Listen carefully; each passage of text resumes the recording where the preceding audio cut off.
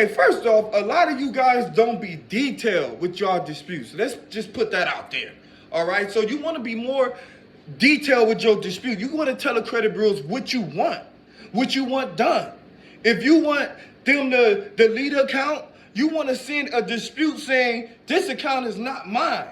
If you want to make an account like positive again, then you want to dispute this account and say, you know what, guys, this account is I've never been late on this account.